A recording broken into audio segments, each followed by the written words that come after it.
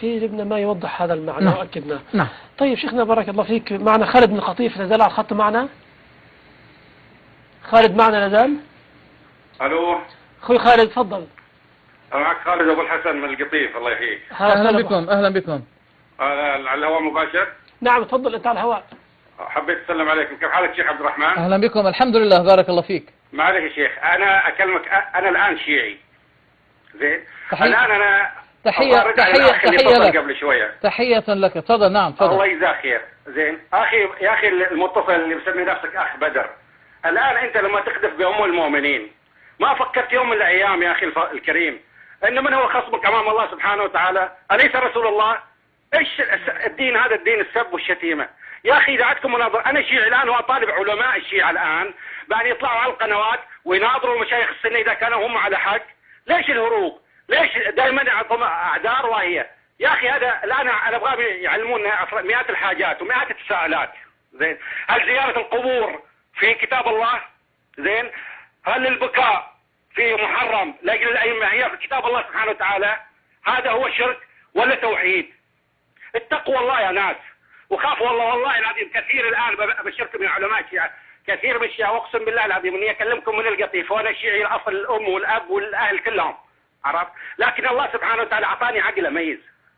هو شو اللي تقذف في ام المؤمنين انت ولا غيرك ولا اي شخص؟ هذا ايش تناقضات؟ يا اخي اذا عندك انت حوارات او جدالات تعال وحاور المشايخ وورونا الحق من الباطل، مش بس في التلفونات من بعيد او تجيبوا لنا حاجات. لا، احنا نبغى نعرف الدين الشيعي هل هو في القرآن ام لا؟ زيارة القبور هي الموجودة ولا لا؟ هل التضرع للأئمة والتبرك بهم موجود في القرآن ولا لا؟ وجزاكم الله خير، واسف يا شيخ عبد الرحمن على الإطالة. خالد ما تسكر الخط.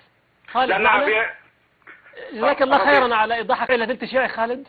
اقسم بالله العظيم مني شيعي. اصدقك اقول لا زلت شيعي؟ اي نعم. ما الذي تعتقده خلافا لأهل السنة؟ كيف؟ ما الذي تعتقده في الشيعة خلافا لأهل السنة؟ يعني أنت شيعي، ما الفارق بينك وبين أهل السنة؟ والله العظيم أنا واحد من عامة الشيعة البسطاء، من الناس اللي يضحك عليهم 24 ساعة من قبل المعممين وغير المعممين. أساسا احنا نطلب منهم بأن يظهروا على القنوات، ولكن بيقولوا احنا لا نتنزل. زين، هؤلاء لا يرد عليهم، لا يفهمون في العلم، لا بينه وبينهم نقاشات. هذول الجهلاء لم يتخرجوا من مدرسة آل البيت. زين، طيب الآن إذا هم ما تخرجوا من مدرسة آل البيت، زين، هل مدرسة آل البيت تخالف كتاب الله وسنة الرسول صلى الله عليه وسلم؟ أنا أشهد. هل هم يأمرون بالشرك؟ أنا أشهد. هل هم يأمرون بالتبرك بالقبور؟ لا. مئات الأسئلة احنا نطرحها. هل المتعة هذه موجودة؟ هل الخمس الآن اللي يسلبوه من الناس موجود في كتاب الله ومفروض على كل إنسان مسلم؟ أو زكاة؟ كثير من الناس، لكن والله تعجز الناس ويتصل قناة وصال، مع العلم أنهم أفتوا علماء الشيعة جميعا على أن اللي يشاهد قناة وصال عليه أن يصوم 3 أيام، لأن هذه قناة فتنة ومحرضة. يا أخي هذه كلها هروب. احنا الآن من الشيعة ونطلب الآن من علماء الشيعة بأن يظهروا على القنوات ويثبتوا لنا الحق من الباطل، مو بالتدليس وبالكذب وبالشتيمة، لعن وسب وآخر الكلام. ممتاز. هذا مو هذا الدين أساسا. وكثير من الناس تسأل عن الحق. القرآن محرف. من اللي حرفه؟ الله سبحانه وتعالى يقول إنا أنزلنا الذكر وإنا له لحافظون. لما تسأل الشيخ قال اطلع برا. شو اللي اطلع برا؟ ليش؟ ويسكتوا عامة الناس بعدة أسباب، ومن ضمنها الراد على العالم كان راد على الإمام، والراد على الإمام كان راد على رسول الله، والراد على رسول الله كان راد على الله سبحانه وتعالى. طيب أنا منين أخذ ديني؟ أسأل من؟ طيب أخوي خالد جزاك الله خير على هذا التوضيح وعلى هذه الاعتقاد، لكن سؤال أخير معنا خالد؟ نعم. أقول لك أنت تعتقد أن سيدة عائشة رضي الله عنها أمك؟ القرآن صريح يا أخي، آيات الله صريحة. طيب يعني القرآن يقول كذا بس خلاف. تعتقد أنها أم المؤمنين وأنها أمك وأنها أم المؤمنين غصبا على اللي يرضى، ولا كل إنسان هو يقول مؤمن يؤمن بالله وبكتاب الله، آيات صريحة كتاب الله. أسأل سؤال آخر. أزواجهم أمهات المؤمنين، آية صريحة كتاب الله. جزاك الله خيرا. أسأل سؤال آخر. أبو بكر الصديق وعمر وعثمان ماذا تعتقد فيهم؟ رضي الله عنه ورضي الله عنهم وعد لهم جنات النعيم. القرآن يقول كذا، لكن المشكلة احنا الشيعة. أشكرك المشكلة ليس في المعممين، المشكلة فينا الحمية العامة. ليش؟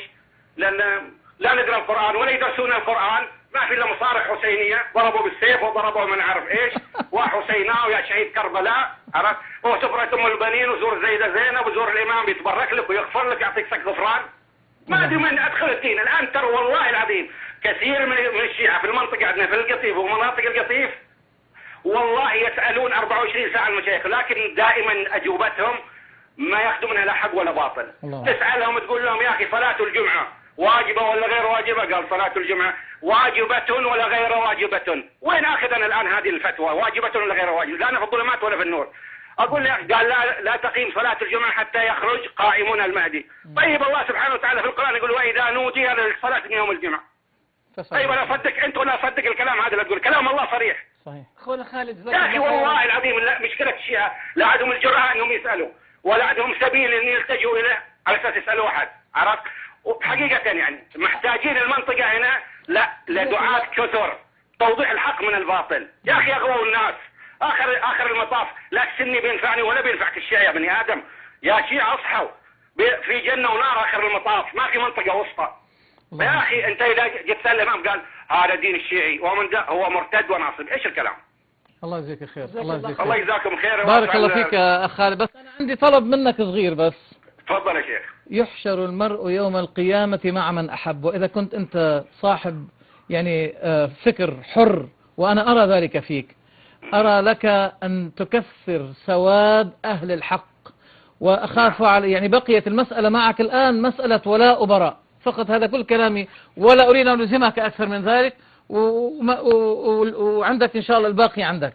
على كل حال جزاك الله خيرا على المداخلة الطيبة، الله يجزاك خير. سبحانه وتعالى أن يزيدنا هدى وإياك. بس يا شيخ معلش لو طلت عليك أنا عندي مداخلة كلمتين نشكرك أخونا خالد خلال القناة. الله يجزاكم خير. بارك الله أخونا فيك. خالد وأسأل الله سبحانه وتعالى. هناك جميع علماء الشيعة وين ما كانوا إن كانوا على الحق فليظهروا على القنوات ويناظروا المشايخ. ما تقولوا السنة وهابية وانتم على الحق. ها احنا الآن ما نبغى لا سنة ولا وهابية ولا جن أزرق، احنا نبغى الحق من الباطل. إن كنتوا يا شيعة على الحق بنتبعكم، وإن كنتوا على الباطل بنترككم ونتجه للسنة والجماعة. يا أخي آخر المطاف جنة ونار. ولما احنا نناقش أحد قال آية الله العظمى فلان وبن فلان، يا أخي أنا سألت شيخ معمم عمامته يبغى له 10 أنفار يشيله، أقول له أنا يا أخي يوم القيامة لما يسألني الله سبحانه وتعالى ويقول لي هذا كتابي وهذه آيتي العظمى، وأنت تقول لي هذا اللي في إيران وغيره نهاية الله العظمى، ماذا أجيب الله؟ تقدر تجاوبني أنت؟ سكت لم يجيب.